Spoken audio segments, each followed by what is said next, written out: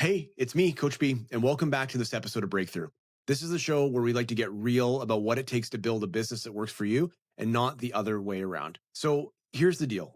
Most realtors are addicted to their cell phones. We wear the hustle culture like a badge of honor, but behind the scenes, a lot of us are running on fumes, burnt out, distracted, and never really off.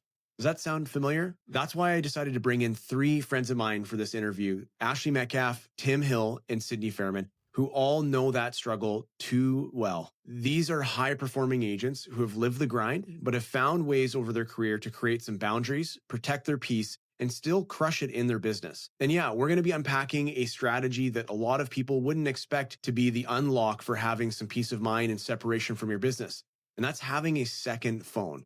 You see, it's not just for drug dealers and CIA agents. Turns out burner phones might actually be the secret weapon for a healthier real estate career and life outside of it. You'll hear some real stories of burnout, breakthroughs, and what happens when you finally give yourself permission to fully unplug from your business. So whether you're on your way to a showing right now or sneaking this in between calls, stick around. You might just walk away rethinking your relationship with your phone and maybe even your entire business.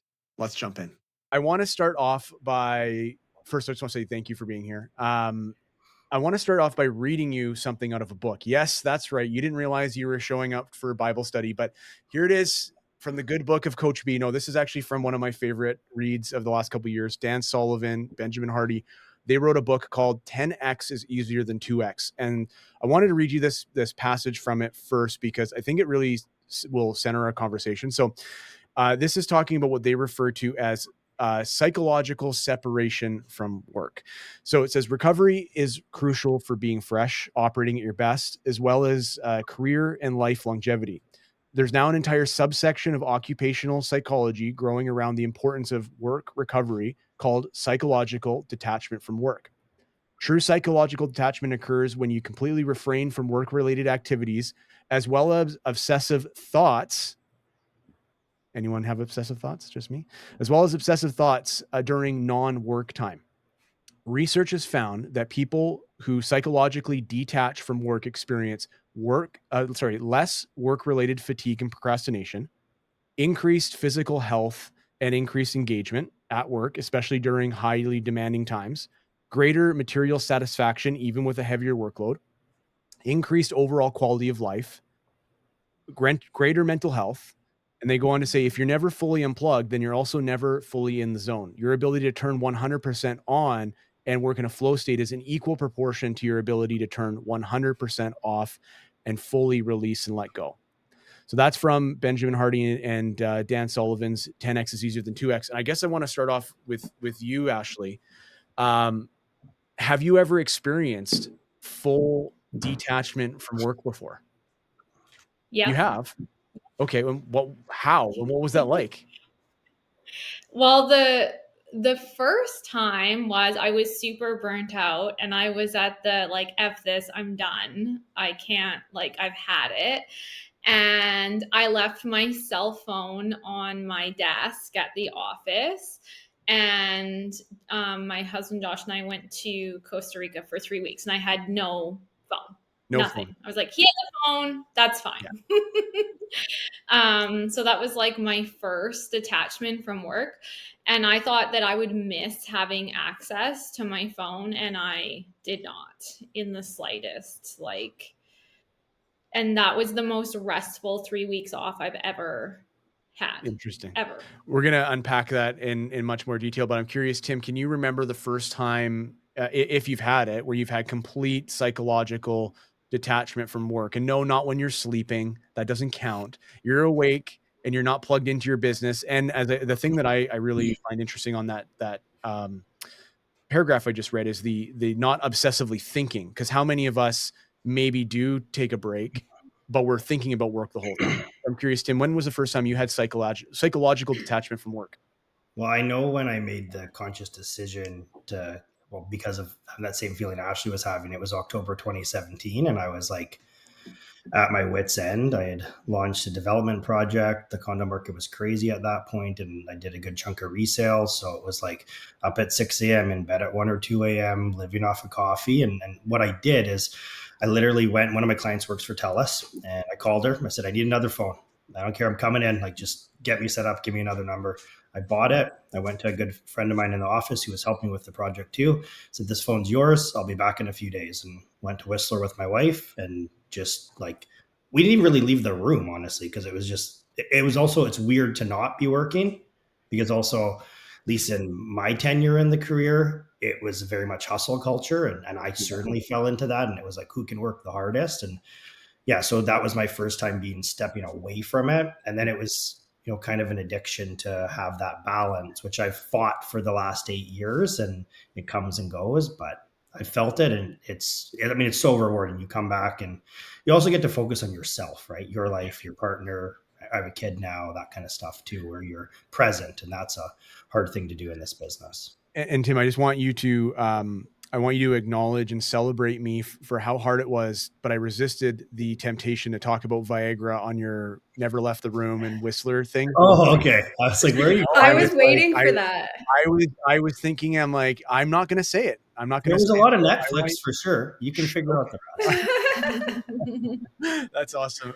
Sid, I know you're the little baby rookie when it comes to the idea of taking a break. I actually don't even know if you've had maybe, I don't know, when you gave birth to your daughter, maybe. No. But I know Ashley and Tim are kind of the, Tim, I think of probably the most experience with taking a break. Ashley's, working on it.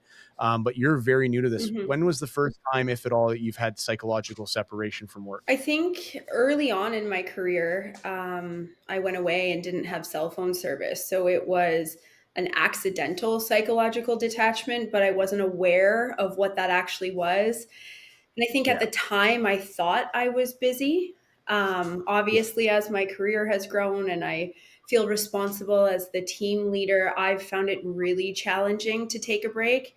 I'll take time off and say, like, okay, I'm not working, but started getting text messages about, can we switch this photo? Can we do this? Can we do that? And I'm like, oh my good, this is not a break. Although I'm not on appointments, you have those, call them obsessive thoughts, but I was having those thoughts. So you and I have obviously been talking about this second phone thing for a long time.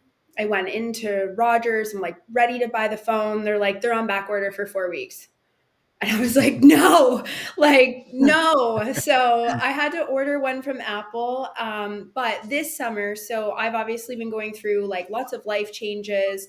This summer, I went away to a cottage and I was only gone for 2 days, but I did not have cell phone service and they did not tell me that you could get Wi-Fi in the front room. So those 2 days, I forwarded my phone to my team. I couldn't check my email. Like I literally had no service and I've never felt so calm. I was like, this is what it's about. Now I get it. Maybe Braden knows what he's talking about. Maybe I should listen. So I'm currently waiting for the second phone to come because I'm going to pass my old one along to my team. But for detachment at this point, I've just been operating off call forwarding. And yeah, it was literally like 2 days this summer where it finally clicked.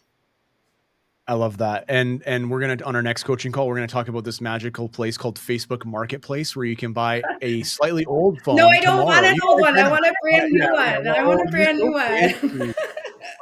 All I right, want so the I good want to take a one. little, yeah, fine. I want to take a little bit of a step back here. I'm going to set this up in the introduction, talk about your experience, transactions, volume, blah, blah, blah. But the reality is you've all been doing this for a long time. You're working at an extremely high level, putting a lot of deals together. Tim, I don't know if you still have a team or where your team status is. I know in the case of Ashley, she both is in production, but also leads a team. Sydney, same with you. So I want to just ask you, like, from a very high level perspective, how would you describe your current relationship with your business? And Tim, I'm going to start with you. How would you describe it?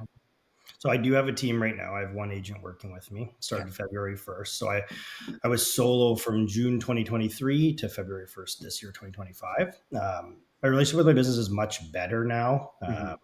It sounds funny talking about it. I feel like I'm an outside perspective right now looking in. But like my boundaries are much more set now.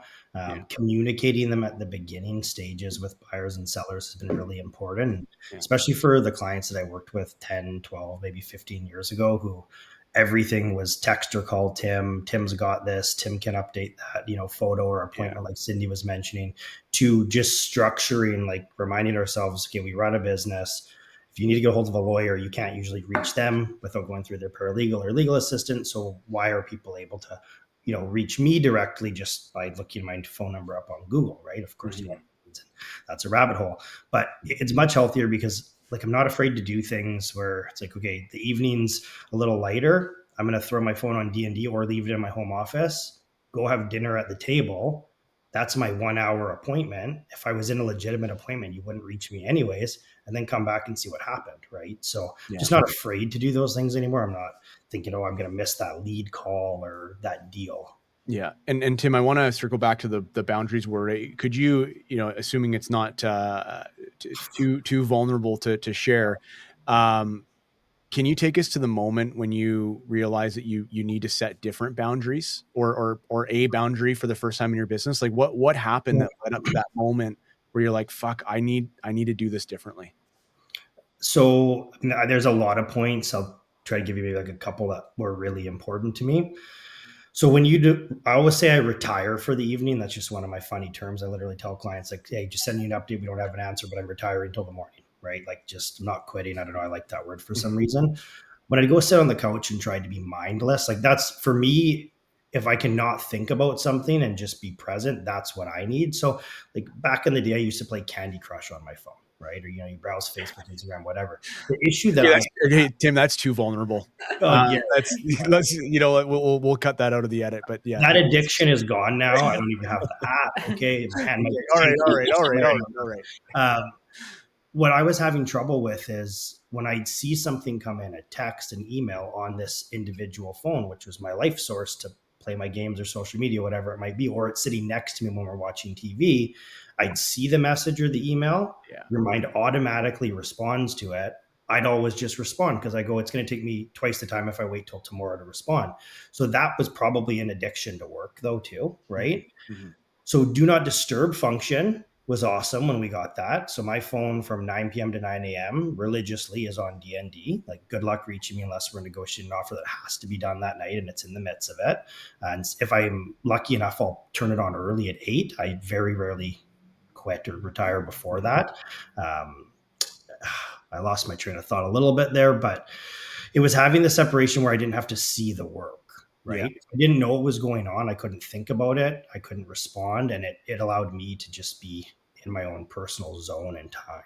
yeah. And Ashley, I'm curious from your perspective, like I know you're very I don't know if I should say you're very vocal about this, but I know when asked, you're not afraid to share your opinion. Um, How do you Is that how do you think a about compliment? this? Well, you're not a social media like evangelist or influencer, but if I ask you what do you think, you're gonna be very direct about it. Like this industry glorifies always being on. And to a degree, I can't speak to, anyone outside of BC. I just know the BC rules, but it's like, we have a fiduciary responsibility to our clients, agency and whatnot. Like we have to put their interests ahead of our own. So there's always this sort of like, am I being selfish or not living up to my fiduciary responsibilities by taking some self-care time away from my business? So I'm curious, like, what is your perspective on this glorifying always being on in the real estate business? Like, what comes to mind when you think about that, the hustle culture, if you will? I think it's just fundamentally not sustainable. And it's completely unrealistic. It's like if you think of any other profession, surgeons, whatever, anything, they have their hours where they're available, but you don't call the surgical clinic and talk to the person who sewed up your body. Like you talk to the assistant, you know what I mean? And I think I do take my own calls and return them. My assistant, like people can call my assistant, but I do take my own calls. But I think like not having a line where you step out is just completely unrealistic. And I actually don't think that's of value to your Mhm. client Mhm. because I have literally shown houses where my clients are like, you look exhausted. And I'm like, I am. Like, I don't know what else to say. Yeah. I am. Or you sound really tired, Yeah. It's like, I am. And so it's like, if you're at that state, how can you give someone the confidence that you're operating at your best? Like, if I was, I mean, we're not doing life altering work here, we're selling houses, but like, if I was your heart Mhm. surgeon and I walked into the OR and you were like, you look tired. And I was like, I am. Would you want me getting in there? Not really. And I actually wanted you kind of pointed to something I wanted to push back on. And Sydney, Tim, feel free to jump in and answer this question. Is, I'll play the sort of the devil's advocate from this is definitely not my perspective, but it's a perspective I hear a fair bit in my role, which is like, but we're not surgeons and we're not engineers or lawyers. Like, we took a 10-week course to get our license. We're effectively salespeople, not, these quote unquote highly educated professionals.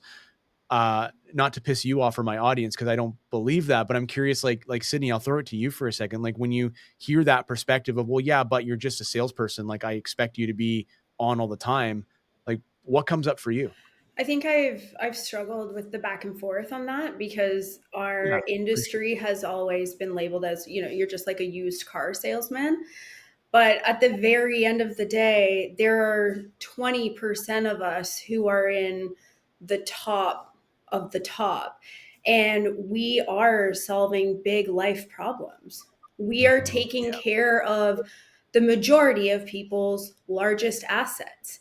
They're Yeah. trusting us with their money, their emotions, their time. So it took me a long time to get to the point where I was holding myself to this bar with a lawyer, with a doctor, with an accountant. In Ontario, anyway, we all wanted to be able to incorporate like them, but we didn't act like them.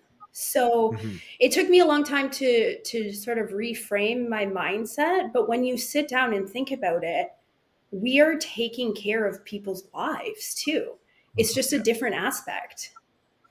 Yeah, for sure. And if you're not taking care of yourself, how can you take care of them, Well, right? you can't, and I'm a perfect example of that this year. I don't know if we're going to get So I into was going to it, ask you. I was but going to ask you. how Let's spill some tea. vulnerable are we getting on this podcast? Well, Because Sydney, we're gonna be airing all of your dirty laundry out in front of 1,100 people in 2 months. So I know. we may So as do well we use just this as a get it dry run. over with now? So I want to ask you, Sid, Mhm.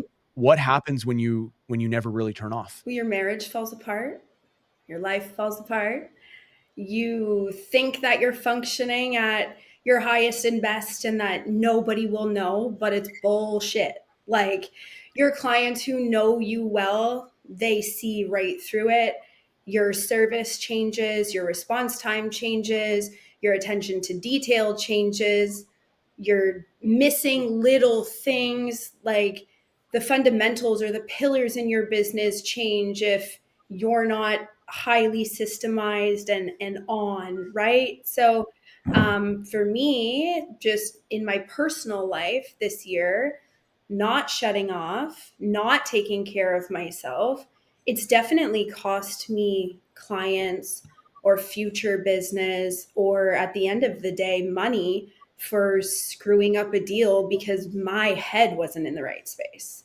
And I think instead of turning off like I should have, it was like power through because that's what we're supposed to do. Yeah.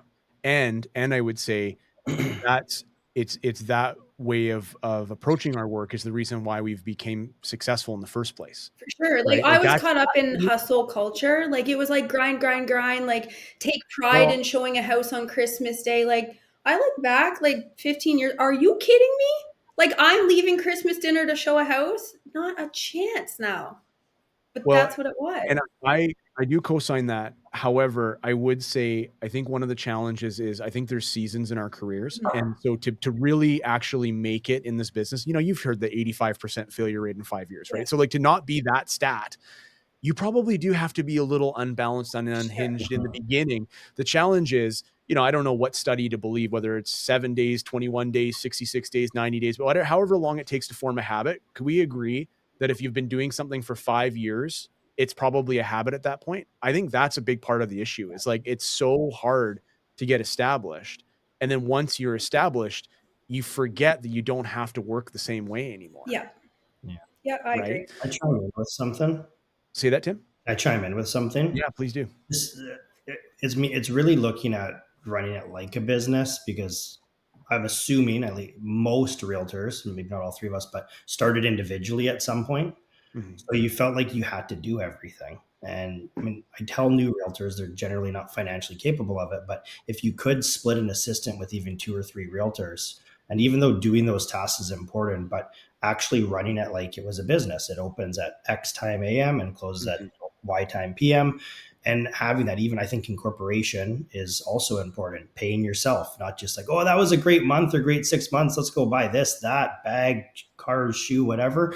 Right. And then you're like, oh, I stopped working. I've got no money coming in. I got to pay CRA because I forgot to save for tax purposes, right? And if we do run it more like a business, that also goes in tune with taking care of ourselves, because we're available now also from X to Y. And for me, the time scheduling makes me more efficient as well. Not just like, well, I'll get this done by the end of today. Well, is that 8 p.m., 9 p.m., 11 p.m.? And you Yeah. just keep going. Well, my first follow-up question, Tim, is you actually waited until you got the money to buy things? Because I always bought it when subjects were removed. That's the first insight I think is impressive. Second is our friend Ashley would be the example that would break your thesis, because Ashley, if my memory serves me correctly, you started on a team from day one, and you still managed to break your business and almost yourself in the process. Is that fair to say? So how is this doable from the perspective of joining a team that has one, maybe two assistants, multiple team members, and yet you still can find yourself in that scenario? Like, maybe shed some light on that for us. I think like part of it is a personality trait, to be honest. Like my sister-in-law calls it the too much gene. And shocker, I have it. Me too. Yeah. So does my brother.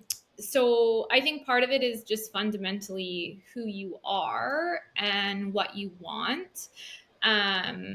So I think it comes from like a sense of self-responsibility and your ability to like look at yourself and admit when you've taken something too far and what needs to change and what needs to stop. And I think if you put a person who wants what they want and will bulldoze anything to get it, you can put them in any situation and they're going to behave that way. So I think that's essentially who I am.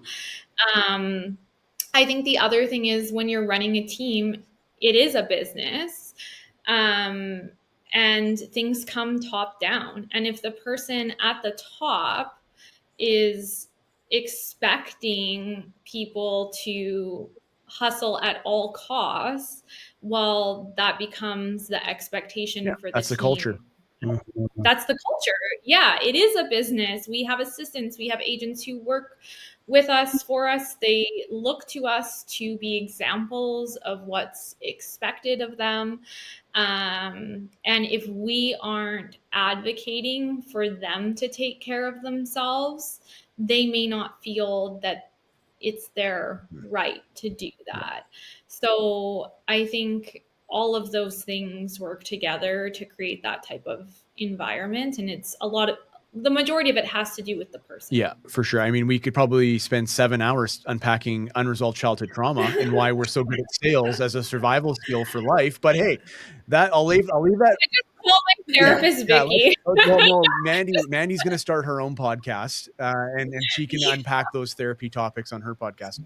By the way, it's my wife and I's anniversary. Love you, Mandy. Happy This episode won't anniversary. come out for a month. Yeah. Yeah. So maybe I'm not being a good example. Why am I here with you guys instead of with my wife right now? I don't know. She's at work. That's right.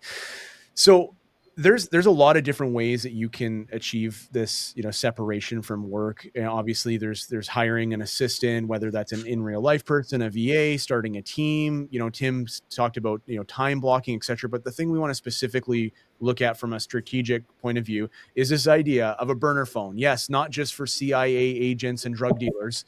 Realtors can have burner phones too. In fact, I've had one for 3 years and love it. But I'm curious, Tim, I want to start with you. You said, talk about like, you just called your friend to tell us. So I wanted to ask you, like, where did the idea of getting a second phone pop into your mind? Did you see that on TV? Did you just think, frick, I hate my phone, I need a different one? How did you come about that?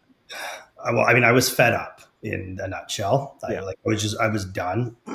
It was the first time I hated the business, not the last time, but the first time. Yeah. And it was just, I was honestly too busy and I was overwhelmed and I had too much on my plate that I expected myself to do. And I hit my wit's end and I needed some separation. The reasoning behind it honestly goes back to that fact of just I didn't want to have my work phone in my hand when I was trying to relax, because if I saw it, I dealt with it, and that was a habit, and that was an addiction of mine where I just needed to do it. So I needed to have two phones for that reason, and Yeah. also just these days you kind of need to have a phone. Like if you're driving and an emergency happened to you or someone else, it's like good luck finding a payphone if they even exist. I don't know, but just needing to have that, and the structure sort of came because my coach at the time also, we were trying to figure out how do you take time away from the business without the business stopping. And I was an individual agent, right? And I was to the point where I was like, well, I'll just tell every client I don't work Sunday. Well, what if an offer comes in or a showing request? And there was always hurdles. And for me, I realized the business kind of has to run 24/7. I hate hearing or even saying that, but there needs to be someone reliable to pick up calls within reasonable hours, right? Not 3 a.m. But having the second phone, it just enabled me to have that separation. The business didn't stop, even if it meant in the early stages, hey, I'll give you a referral fee if someone calls and you close them, right? Like, let's work out a deal that makes sense for you, or a daily rate. So if nothing happens, you actually make something. So I did that for a long time with holidays. I paid X dollars per day. And if no deals happened, you still made money. And if deals happened, you still made a referral fee. So it was a win-win from that standpoint. I mean, moving forward, it's allowed me to be outside of the business on every Friday. That's my day off, 9 a.m. Friday to 9 a.m. Saturday. You can't reach me. And even Braden doesn't know that phone number. And I don't think he ever will with the way he's treated me so far today. You're But not that's another allowed to story. give it to him anyway. Do you know what you're I supposed know to it. say if he asks? It'll be on Instagram. Like it'll be like, call Tim Friday. I accidentally started a group chat, and I don't know how my iCloud settings got screwed up, but it somehow defaulted to start new chats with my burner phone. And I sent one message, and the person was like, "Who is this?" And I literally could feel the blood drawing out of my face, because I protect that number with my life. Like, basically, one person has it. So I get it, Tim. Ash, when was the first time you heard of getting a burner phone? Like, what put that on your radar? I don't remember. I think we talked about it. I don't know. I knew another agent who had an alternate phone, although she wasn't as good with protecting the number, but she had it like years ago. And after I did the holiday with no phone, which was nice and was what I needed at the time, I thought, well, what if I could like leave the house without my work phone? But like Tim said, if my car broke down, I could call someone or whatever. Like I walk and do stuff like that without my phone all the time, every day. I eat dinner at the table with my husband every night, which I never used to do, by the way. But the last couple years I do. And I'm fine to leave my phone in a different room for that. That's okay. But it's just nice to know that like when you're leaving the house, if you have an emergency, you could get a phone. So I think that's kind of where the idea of it came from for me. Plus I needed to upgrade my iPhone. So I was like, this is perfect. I'll get a new phone and this will just become my burner phone. Now, what if you're fancy like Sydney and need 2 brand new phones? Then what? I'm not that fancy. I'm not that fancy either. I have an iPhone 13. Give me a break. Okay, fine. You're fine. You're fine. I think that's what my burner phone is. Yeah. I'm pretty cheap about it, and I let my teammates use it too. So I try to encourage them to take it too.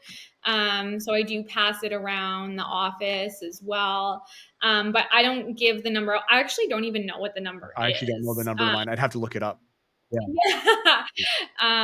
So yeah, it just kind of came out of like, this seems like the sensible next step. Yeah, for sure. And Sydney, for you, when was the first time you thought the idea of getting a second phone? I know you haven't got it yet, but you've started thinking about it. You and I have been talking about it for a few months. And it's just been one of those things that I'm like, yep, I'll do it. Yep, I'll do it. And then once I went to the cottage, I was like, okay, I get it. So when it comes in, my plan is to give my admin assistant like Monday to Friday, depending on depending on the day and like what's going on, but my work phone will be at the office. Mhm. And I'm going to have like the burner phone is basically going to be my primary phone that I can use to access like my friends and whatever, but I'm going to have office hours where I return calls, whatever. She's going to keep this phone on the weekends. And then when I'm away and team members are covering, they'll take that phone because that number is so public and has been Yeah. so public for so many years that I want to Yeah. hand that number off. And then my burner phone is basically going to be for me to like communicate socially and literally turn off, but have it my primary number monitored by the office. Yeah. And I think what you're all saying in a different way is kind of what I'd say, like, you don't have to go full monk mode on this. Like, we're not saying that you have to move into the mountains and swear off technology. Like, I want Spotify. I want to be able to look things up on Google, like what time is this restaurant open till this, that, the other thing. I want to be able to make a call to arrange something if necessary. But what I don't want, and kind of my rules for my burner phone is like no scrolling apps. Those are the addictive ones. So social media, sadly, is out because it's the infinite scroll, Yeah. right? So YouTube is out, Instagram's out, TikTok, Facebook, all of those. And then, for me, I'm a heavy Google user. So I use Google Chrome for everything. I love the convenience that on my tablet, my laptop, my iPhone, logged in. So like the history is all there. But on my burner phone, I use Safari, which I hate, for the record. I hate Safari. I hate you, Safari. Die, Safari. Anyways, but it's enough separation where if I had my Google Chrome logged in, I'd be like, well, I'm one click away from being in my inbox. Yeah. You know what I mean? So Do you not have the self control though for it? I don't. No, Okay. no, no. I don't So either. honestly, like, would you take your alcoholic friend to the bar? If you're No. my friend, yeah, I would. Yeah, I know you would, because you Someone you, else I you wouldn't don't do want me to be successful in life, Tim. We've established that already. But like, I was just gonna say, I just sorry no, to interrupt B, but I thought of something like one of the things that made me realize I couldn't go on holidays with my phone was um no matter where you go, if no matter how much you tell your clients you're unreachable, you're on holidays, we've all gotten the text that says, "Hey Ash, I know you're on holidays, but but," Sorry to bother you, right? you, but but yeah. And like to me, that is code for like, I recognize you're taking a break, but what my needs are Yeah. more important than yours. And the second I would get that message, my mood would flip, Same. right? And that would Mhm. affect like Everything. the dinner I have with my husband or whatever. I would now be thinking about what's going on in that Hmm. deal. And I don't think that people do it because they're mean spirited. I think they just don't realize how on we are Well, all the the time. expectation is that we are on all the time. And Yeah. they've been And conditioned to think we are on all the time. So it's a foreign concept to our clients if we take a break. And that's, to me, that's crazy. I think a lot of our like A plus clients are going to be super supportive, and they have been, and they've contacted, my team members through the space, but those people who aren't sort of like super close to us are almost like, how dare you? There was a showing here and I don't yeah, have feedback, and sorry to bother you at 7 o'clock on the Friday of a long weekend, but are we doing an open house next week? It's like, that can this wait. can wait. That can Yeah. wait. Yeah. so And go ahead, Ash. Yeah, oh, you go. I was just gonna say, like, I really think this is where your time in the business and your like self belief comes into play. Of like, it took me a long time to get to the point of realizing that like if a client isn't okay with me being unreachable, they're not the client for me. And I do a big enough business that I can afford to lose that client. And in fact, losing that client opens up the opportunity for me to work for clients who actually have the same belief system that Yeah. I Yeah. do. Because one of the things I found in the last year is I'll get nervous, like, oh my God, I'm taking a week off in June, which I had never done before. And like, my clients are going to be pissed. Like, this is inappropriate. It's in the spring. And every client I said, I'm taking a week off. My phone's going to be at the office. My phone, if you call me, it's going to forward to the office. My assistant will be checking my text messages. I have an autoresponder on. And every single one of them was like, good for you. Yeah. This is great. We're so happy for you. Enjoy your time off. Like, not one of them was pissed. And I also felt like I was at the point this summer where I thought, if they are pissed, I'm just going to fire them. See, I don't know if this translates to real estate sales math, but here's what I can tell you wearing my broker owner hat. I can serve 10 value aligned agents with the same amount of energy as it takes one not aligned, not in culture agent. You know what I mean? So it's like, yeah, for sure. When I think about it in that context, it's like I can actually give better, deeper service to more people when we're values aligned than the one, we all know who that client is. And Tim, it's you. I know it is. I knew you were talking about me the whole time. Oh man, I love you. Yeah, it's like there is a ratio there where you're like, that one client that I'm letting go, releasing back into the wild, would actually allow me to maybe double or triple my potential by having more values aligned clients. I want to ask you this question, and this is kind of for everybody here, is that, Ashley's saying, I know it's your day off, but because I get those messages too. And so whether it's inconsiderate or they don't know, or they're just not like, I almost want to take a more empowered position and say, it actually doesn't matter. It's our responsibility to set the standards in our business. So whether someone was absent-minded and they just forgot that it was Sunday, or they're really narcissists that don't care and it's all about, like, it's actually kind of irrelevant. It really comes down to, we set the standard for ourselves. And one of my favorite quotes is that your values aren't your values until they cost you something. So in the case of losing a client because of your standard, well, hey, congratulations, you've just actually proven that that is a value. Would you agree with that statement? Do you disagree, Sydney? I see you're kind of nodding. What's Yeah. coming up for you? Well, I agree, just, for various reasons and different things that I've been through in my business this year. I completely agree with the statement. I've gone against my gut, or I've taken on a client that I knew wasn't the right fit right away, but I thought, nope, like, I'm going to prove myself wrong. And it's cost me so much time, energy, money, like mental stress along the way. So, yeah, I think I'm personally trying to get better at having those boundaries and being comfortable with those boundaries.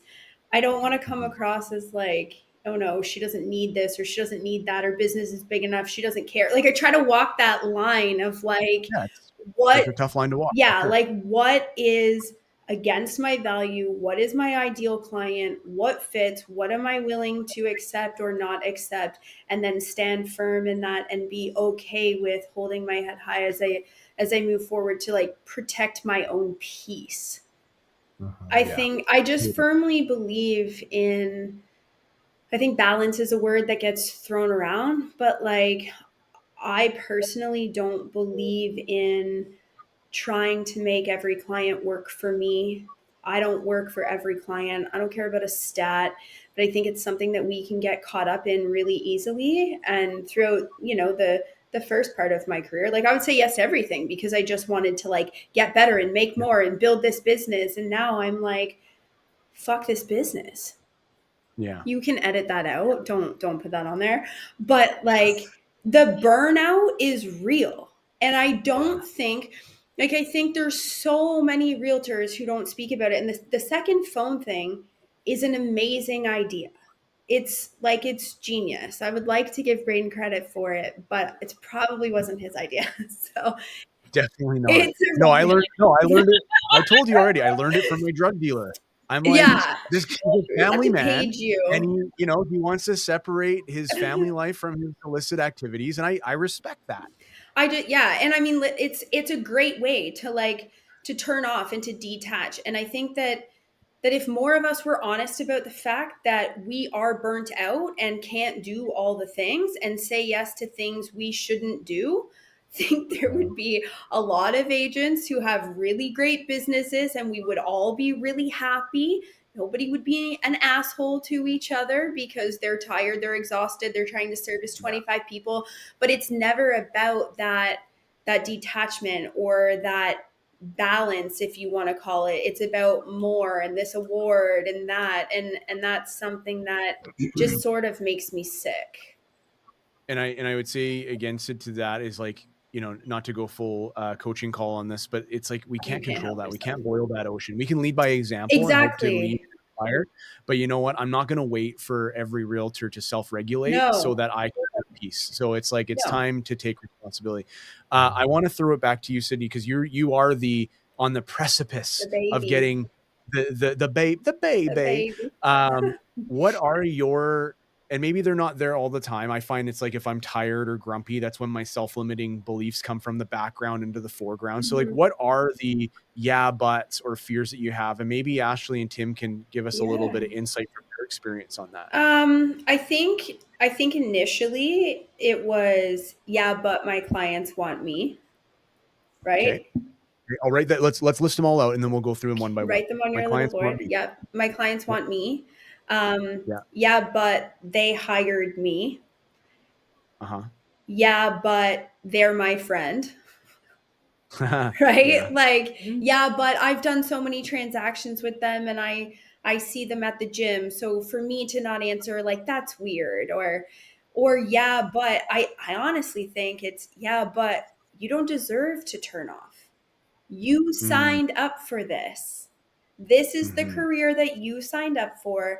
The expectation is that you are available and you don't deserve that space. So I've obviously had to get over that. And I think I've learned over the course of this year, especially, like, I've turned off just not on purpose. And I've seen that things have been like picked up. So what if I was systemized about it? What if I was organized about it? What if I clearly communicated to my clients that these are the hours that I'm available? It's gonna be okay. But I also had that fear of, like, what if something goes wrong and I'm not there to handle it? Because mhm. I've always been the fixer, right? Yeah. Yeah, no, we're professional problem Yeah. solvers, right? And it's a great, like that's the thing is it's not, it sometimes it can be a flaw and most of the time it's a feature. And so I think Mhm. it's about putting things in the right you know, setting it to the right level and in the right situation. So Ashley, my clients want me, they hired me, they're my friend. What if I see them in the gym? Have you had any of those thoughts? Is Sydney the first person to ever have those thoughts in the history of real estate? No, Yes, yes, she is. Yeah, Sydney, sorry, we yes. can't help you. Can't I'm help sorry. me. There's no helping me. Oh my gosh. No, I think everybody has those thoughts. And I think it's about like ego and insecurity, really. Like, I had all of those thoughts, problems. What if they don't think, what if they think I don't care? What if so and so doesn't do it as good as me? Like, what if they don't do it as fast as me? What if the client's not happy in the end? Like, the list could go on and Mhm. on and on and on and on. But I think, um, like, from my experience, all of those fears were probably, like most things in life, like things I created in my head that were so unrealistic. And I think that most of our clients are satisfied with the service that they get when we're not around. And oftentimes, the people that we are passing them to are much more capable than we think they are. And sometimes they're, Better. God forbid, even Yeah. we are. Yeah. Oh, and it's Who would like, have thought? and that's an ego Yeah, no, I'm insecurity gonna also thing. edit that out, Ashley. That's not gonna be Sydney's F bomb and Ashley's statement that there's better people than us. Sydney They're always not swears. gonna Yeah. handle it. And you know what the other one for me was? Like, I don't know if it's like I'm definitely crazy because I'm always thinking 4 months ahead. I look at my bank account, I do the math of what the team expenses are, I do the math of what I need to live, anything extra we want to do, and I go, okay, well, if I don't sell X amount of houses now, then I'm going to be tight for money in January. So I better really ramp it up now, blah, blah, blah, blah, blah. And that's really like a scarcity mindset of being like, well, if I give this away, Mm-hmm. and I'm not taking my full cut, what if I'm not getting enough? When the reality is Yeah. we all Yeah. end up You with look at enough. enough data and you look at like, hey, every January for the last 10 years, I've done X. In February, I've done Y. And Yeah, in January, and you start realizing that you don't necessarily know who or where or what that next client opportunity sale will be. And yet you've proven to it through experience that it's there, it's coming. Right. it's coming. Yeah, and I hear this from my friend that's a lawyer. She says the same thing. Early in her career, she would get fearful of the upcoming slow months when she would clock less billables, and eventually she got to a point where she's like, I'm gonna bill the hours. Like I should just let myself enjoy Yeah. this, Yeah. right? And I think it's an experience thing no matter what industry you're in. But it's all fear driven, is I guess my Yeah. point. Tim, what were your hangups, if you had any? Well, one thing to carry on Ashley's point real quickly is I used to have this phobia January 1st every year starting at Oh zero. yeah. January 1st blues, baby. And Oh, like, oh, it was terrible. It was, can you do it again? What do you need to Yeah. do? What's it going to take? Like, oh, this is the battle uphill. Then I started looking at it more micro. See, that's not a big deal. I don't care about January 1st anymore. It's kind of fun to start at zero now for me when, from deal count, gross commission, etc. I think the biggest hurdles that I had was only I can do it, or no one can do it better than me. And Mhm. one of my principles now is, better 90% done than done by me if I don't have Mhm. to, right? Yeah. Or I put the 90% done by finishing someone touches on else is 100% awesome. it. Like, and I had another pivot point in my business when I was doing too much. I still write my own monthly newsletter, but when I first was doing it, did it super late, made a spelling mistake, realized for me, like, I'm OCD. It just is what it is. And I was like crippled when one client reached out and was like, "Oh, you spelled this wrong."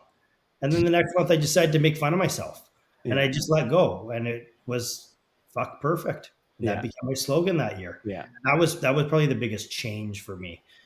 Tim can't do it all. Tim's not the best at everything, and if I want to live this life for me, I have to leverage other people's time. And if I don't, and I'm far from perfect and forever will be, but if I don't at least leverage some time and give myself some back, then I mean, what am I living the life for? Just to stack a bank account and have no fun, no hobbies, no friendships, and maybe no relationship, right? It's none of that is worth more than money. So I mean, friends may not be in the cards for you, Tim, but all those other things are possible for sure. I think I have two friends. I mean, Ashley for sure was already, and Sydney I think is on my team. I'm But on if Team I Tim. lose I'm on you, Team Tim. honestly, you know, maybe. I'll just call Marley and Yeah. I'll get a Sounds friend good. back. My girl. You leave my girl I alone. will say though, on the friends thing, like I don't know about you guys, but for me, before I got into this business, I was actually like quite extroverted and social. And then when I got in this business, like I started to not want to go out, Mhm. Yeah. like don't invite me. I don't want no new friends became my slogan. Like I don't want to make friends. I don't want to be friends with my clients. I don't want to go to the grocery store. I don't want to go to a public gym. I don't want to join the tennis club. Like I don't want to talk to anyone ever unless I'm getting paid to do it. Is kind of like where I ended up. And it really like that was one of the blessings of letting go of the phone is when I actually got time to myself, I realized like, oh, I do want to have friends. I want to make friends at the tennis club that I can play with. Like, I want to go on vacations that are planned where we see shit and do shit. And I'm not going to lay there and tell my husband, do not start a conversation with someone next to the pool because I don't want to talk to Mhm. them, Yeah. And it like really took me having the do not disturb time to find the energy to give it to people in my Yeah. personal life because I was giving 120% to my clients and my team and I was giving 0% to Ashley, the human being who's not a I realtor. completely agree with that. I think I've done, like, to this point, a really good job at not working evenings or not working weekends. And by say, like, not working, I mean no appointments. I spend time with my daughter. I have a couple of agents that work for me, an admin in the office, and then 2 VAs. So, like, I have an extended support system, but that phone is the next piece of the puzzle. Like, that is where the true freedom comes. So I've rediscovered dinners with my friends, going to concerts, not feeling guilty, going to the gym, doing this here and there, whatever. But that attachment to the phone is still like, even though, so a long time ago, a boundary that I set was I turned my phone on silent, always on silent, not even vibrate, because much like you, Tim, when you got that message, you would initially or immediately respond. I was the exact same way. Like, I would hear the vibrator, the ding, and I'm like, oh no. And you feel like you had to respond. So I felt me taking control was having it on silent, no vibrate. So when I looked at it, I could decide when I respond. But now what I've noticed is I keep it on silent, but I look at it a heck of a lot more because it's on silent. And when you see those notifications, it's like instant anxiety. Mhm. So the phone, like, Braden knows sort of like my social stuff and like my hobbies and things that I do. I've done a really good job at like getting that stuff back into my life and having the energy to do that. But getting Mhm. rid of the phone is like that next piece that removes that feeling. Like, you guys know the physical feeling that I'm talking about, right? When you're Oh like, yeah. When you hear your phone going off and it's oh, not actually going off, yeah, or it you Oh vibrates. just yeah, like the see ghost that rings. Yeah. message, like, Yeah. this picture is wrong, or that open house timer, like, this is spelled wrong. It's just like that instant dread if you're in the middle of something. And much like Ashley, like, my mood would change instantly. So I think hearing from both of you guys what your experience has been, for me, however many years down the line, like 15, 16 years as a realtor, like, it gives me the confidence to be like, it's okay. Get rid of it Mhm. and like Yeah. protect your space. You will be better for it. Yeah. To help you with that too for future excitement, Sydney. Like, my wife literally says there's day off Tim and there's work Tim, and Yeah. we are two people. Like, when I come back from dropping my Whoa, whoa, phone off, whoa. There's also sexy whistler Tim. Let's not forget Netflix about that guy. Whistler Tim. there we go. Exactly. That was the beginning Are of the day off are Tim. you still watching? Yeah, exactly. Oh, Go we've ahead. had the subscription since 2017. Come There on. you go.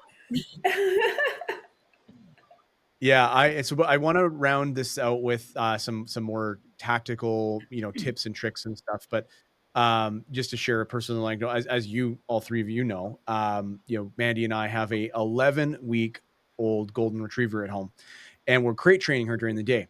And it was interesting because a lot of my friends who have had puppies have said, "Oh, you need to get this like Amazon, Google Home camera, right? So you can see her what she's up to." And then I ran that by the trainer, and she's like, "Don't do that. What is it going to do for you? Like, you're going to see how distraught she is in her crate, and you're going to leave your meeting and drive home in the middle of the day when you don't have the time to do that. Like, it's kind of like out of sight, out of mind." And I will say the few times that I have gone for a couple hours here, maybe 3 hours, it's in the back of my mind, but it's like I literally know that I can't see how she's doing until I get home. And she's going to be safe. We made all the precautions, but that separation, if I had a freaking camera that I could pull up on my phone and watch in real I'm time, I would surprised literally you be don't. watching it. But I would have if it For wasn't attack. for the advice of my coach, in this case, the dog trainer, saying, "Don't do that. It doesn't serve you." And so I think to the same degree, Sydney, what you're saying is like, don't have the phone sitting on the arm rest of your sofa while you're watching a show with your daughter.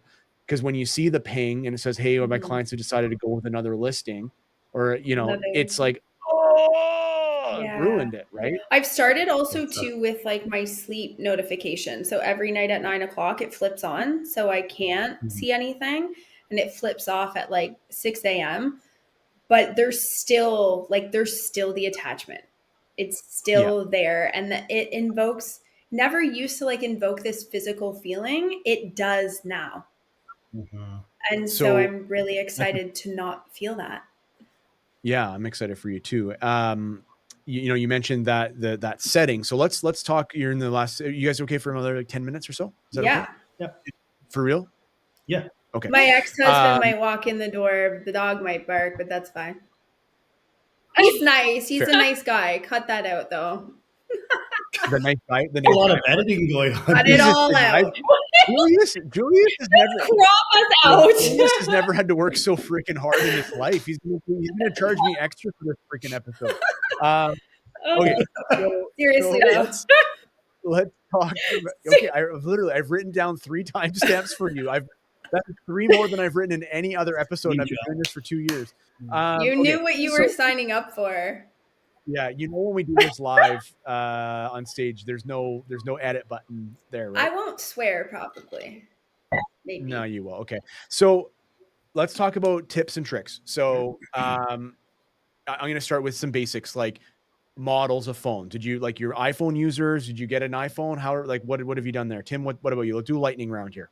Yeah. So I used an old phone and kept the new phone for my work phone because needed the most technology for photos, videos, etc. And then Yeah. now I have 2 iPhone 15s because I just constantly renew the contract when it comes up and get the Gotcha. same stuff. Ashley, for you, hardware. Yeah, same as Tim, 2 iPhones. I use my old iPhone. I don't know what it is, maybe a 12 or a 13. I've got the new iPhone, whatever that is. I don't know. I'm not super The new one is techy. for work. The old one's for not. The new one's for work. The old one is the burner, and I just use the same as UB, the Fizz. It's $25 a month. The data rolls over. That's what I use. Awesome, Sydney, and yeah, we've established this. You're getting it's like somehow you're getting the iPhone 20. They're only at 16, but you're like you've ordered the iPhone 20 from the future You're and it's coming making me in. sound so bad. No, I'm gonna keep the 16 for myself and the 13's going to the office. Atta girl. Well, I want to let you know that I've kicked all of your asses. My burner phone is an iPhone 10X. Amazing. Not a 3? Not a 3. OG? Not a 3. No. Like an okay, iPod. cool. And yeah, and so yeah, an iPod Touch. So Ash, you mentioned it. So let's talk about data plans because I do get this question a lot. Sometimes it's these funny little technical questions or the hang up that causes people from actually moving ahead with it. So you're on a program called Fizz. I don't know if that's Canada wide. There you go. How does it work? Is it data and calls? I think so. Yeah. Data and calls, and it rolls over every month. So I think I have like 1 gig of data, but if I don't use it, then it rolls into the next month, which is enough because I'm not. Yeah. And you have a phone number though through that too, like a separate number? Yeah, a separate phone number. Yeah, it's like a weird number, but yeah, it starts with 672. Yeah, the weirder the better. I want people to think I'm catfishing them when I'm texting them from my burner phone. Yeah, literally, I text some like one of my friends last time I had it, and they were like, "Who is like okay? like who is this?" And then so they just saved it as Ash burner phone. I'm like, just don't ever give it out. And how much? Yeah, $25 a month. Sorry, say that again. I interrupt you. How much? $25 a month, I think it is. And that's like all over Canada. You can use it. I think when I go to Europe, I'll just take the burner phone and I don't know. You'll tell me what to do. We're gonna get an eSIM over there. Tim, what are you rocking? What sorry, data you're using? I have two regular plans, but actually my plans are uniform. They're actually unreal. I got a deal with Rogers 2 years ago. It's $50 or $55 a month, North America wide, 100 gigs of data. Yeah. So And Sid, how about you? What are you planning on doing? I think mine that I'm doing is $65 a month, like unlimited everything, Canada, US. So it operates the exact same way as my current phone plan does. No restrictions. And I think, I think it was 100 gigs of data as well. Yeah, and then for mine, I'm using. I would use Fizz if I didn't have a grandfather plan from TELUS, but I have like a $30. It was literally the plan for my old iPad. Remember when we had data in the iPad? And I took the SIM card out of my iPad and put it in the burner phone, and it worked. So I'm like, oh, sweet, okay. So And one of the things I've noticed is like people get hung up on the amount of data. The reality is most of the time you're in places where you have Wi-Fi. Like you're in your hotel, you're in at home, you're wherever, and so you don't need as much data as you think you do. Mm-hmm. Now, I'm curious to know what apps do you have, and maybe what are the notable omissions. So, Tim, I'm curious on your. Obviously, we know Candy Crush is there, but what else is on the burner phone, and then what is a noticeable omission that's not on the burner phone? So I have a lot more self-control than you. I have Yeah, access to everything my work phone does, Even your email? but it's all turned off. yeah. So Oh That's like wow. tantric second phone stuff, man. I don't know how you do that. Sick Yeah. brag, Tim. no, Like, there's a so couple reasons, right? Like in the early stages when I was going away, or like went on my honeymoon for 3 weeks, right? When my colleague in the office was handling things, if there was something I had to see, I could still get on to look at it, right? I think the only app legitimately that's not on there is Dropbox, where Okay. our cloud stuff's saved. Otherwise, I can access it, but I choose not to unless Okay. needed. Like I got a phone call last Friday. I do get calls on my day off, unfortunately, from my guy. He's like, hey, this term, blah, blah, blah, blah, blah. I'm like, I just need to see it with my own eyes, right? So popped into the app, looked at just that. But I'll literally close my eyes to the other emails. Like I'll be like, okay, just that one. And then, close it. But I can't see the other stuff, right? Tim, can I just suggest Make you could buttons, do set up whatever. a free not safe for work email address that team member could forward that to. That's how I handle that. Just for the Yeah, I have a Hotmail, good old from like yeah, 1995 or boy. something.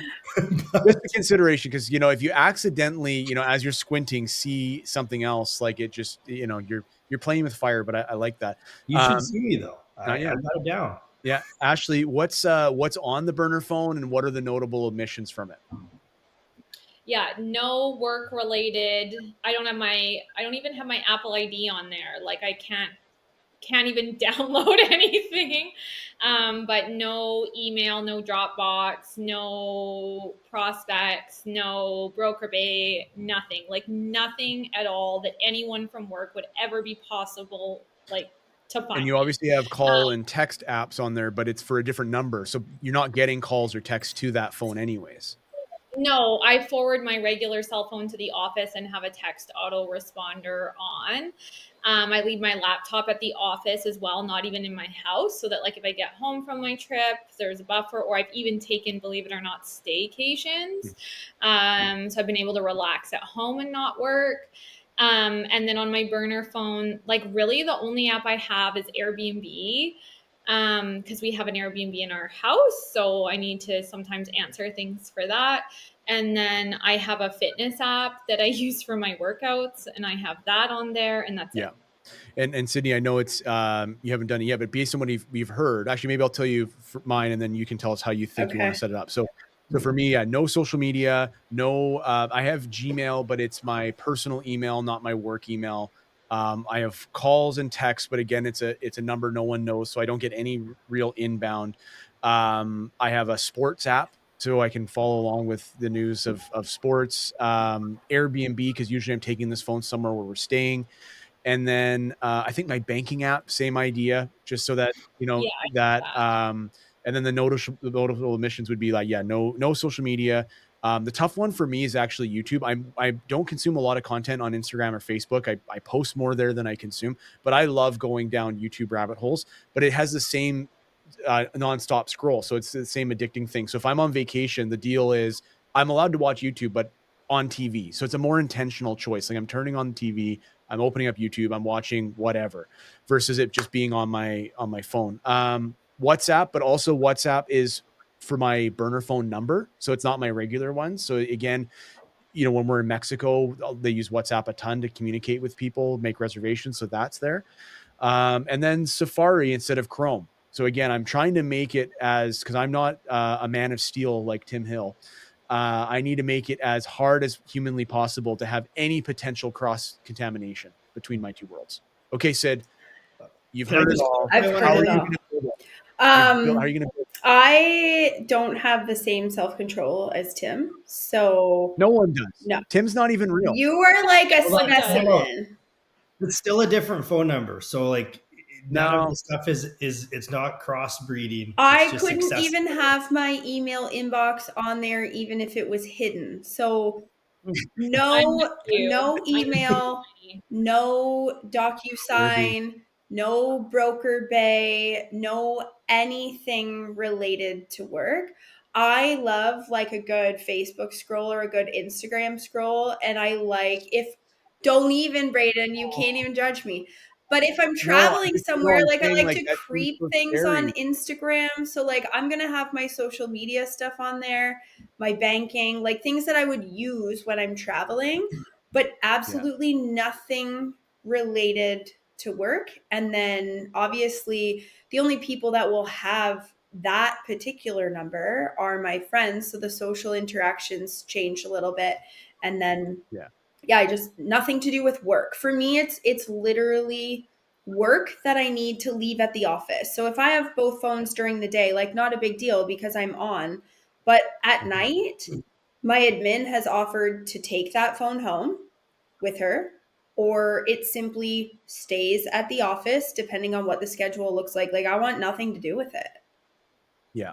And this, I'm just gonna tease this. I'll make a tutorial on this in the future, but I've done this for myself and helped Ashley set up a text autoresponder on on iPhone. So if Mhm. you get a text and you leave your phone at the office, it will literally instantly send a message back saying, fuck off. No, it'll say, this phone's not being monitored, blah, blah, blah, blah, even give instructions on who to reach out to. Yeah. So I did chat that's great. GPT that the other day. I was like, how do you do it? And then I read the answer. I'm like, oh, I'll just ask Brayden. I'm not Yeah. even So, gonna bother. Sydney, you're telling me that if you see one of your past clients make a post about how excited they are to sell their house and move into a bigger house, and it's another realtor, um, that wouldn't like that to me No, is my fear. did I I tell don't want you? to see how much No, Ashley likes Century 21 and how she no, thinks it's the best brokerage in the world I didn't and all even that. tell Like you. that would kill me. I didn't even tell you this story.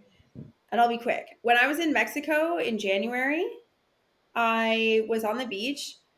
I don't even know if I had had a vodka soda yet. And my clients text me. Oh, seriously, they text me and they're like, hey, just so you know, like we're going to go in a different direction. We just wanted to let you know before you saw it. I was like, no problem. Put my phone back in the bag. Never thought about it again. Legit. Okay. Never thought about it again. And I think maybe I have Instagram controls set up, like the timing. I usually click Mhm. like ignore limit for today, but if we're being honest, Yeah. but no, I think I can shut that stuff off because there's a reason that that took place, and especially if I'm outside of my home. But I genuinely enjoy like social media, and especially in a new place when you're looking for trendy spots or like creeping Mhm. something. I like that, so I'm going to Yeah. keep it. Okay. All right. I love I it. won't cry to you Parting if I see thoughts? something bad. You Yeah. can also have separate social channels, right? Yeah. Like I have two social Oh, a channels. Right. burner Instagram account. Whoa. Yeah. Yes, that's Then what you we're can, So going to do. all yeah. my car stuff and whatnot is on my Yeah. fun social. All my negative comments on YouTube are from Tim Hill's burner alias on 0134. yeah, Nice. Mr. Whistler 475 at tellus.net says this episode sucks ass. Love Thanks, How Tim. many I know what days you until do. we see each other in person again? Because Yeah. I'm not sure. Okay. 3 weeks. One parting shot here around getting someone listening to this, anyone listening to this is probably got needs to get a life. Let's be honest. No, I'm kidding. Let's edit that one out too. No, anyone listening to this is very interested in the idea of getting a second phone. And maybe they do need to get a life. Actually, I was right. They need to get a life. They want to get a life. And so therefore they want to get a second phone. What would you say to them, Sorry. Ashley? What that's okay. What would you say, Ash, as far as I don't know if it's just do it or it's some piece of technology you'd recommend or something, but what would your sage advice be on this? Yeah, I would say just get it. Like, what's the worst that's going to happen? You're going to have more free time. Like, who wouldn't want that? More time to yourself. Like, to me, there's literally no negative Mhm. to getting it. Tim, what say you? I think anyone that's listening should consider this. Who are you living your life for? Ooh, Yeah. nicely done, Tim. You held out for 111 minutes before you said something intelligent, but 71, buddy. Where's your math? there it is. There it is. Okay, Sydney. I want you to know this is actually not a podcast.